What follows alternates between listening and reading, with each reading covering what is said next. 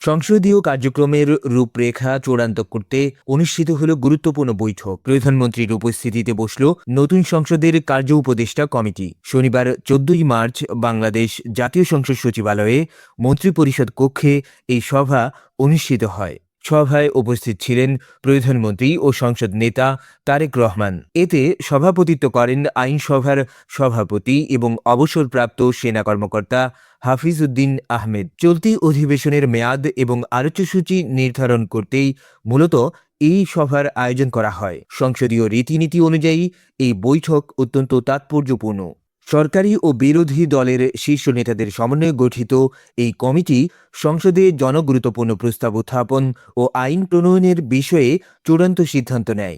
সংশ্লিষ্টরা জানান, চলমান অধিবেশনের প্রতিদিনের কাজ এবং মুলতবির সময়সীমা এই বৈঠকেই সর্বসম্মতিক্রমে নির্ধারণ করা হয়েছে। নতুন সরকারের প্রথম অধিবেশন হওয়ায় এই কমিটির সিদ্ধান্তগুলো রাজনৈতিক ও প্রশাসনিক দিক থেকে বেশ গুরুত্বপূর্ণ। এর ফলে আইনসভায় গঠনমূলক বিতর্ক এবং জনস্বার্থ সংশ্লিষ্ট বিষয়গুলো নিয়ে আলোচনার পথ আরও সুগম হবে বলে আশা করা হচ্ছে। নির্ধারিত রূপরেখা মেনে আগামী দিনে আইনসভা কতটা কার্যকর ভূমিকা রাখে সেটাই এখন দেখার বিষয়।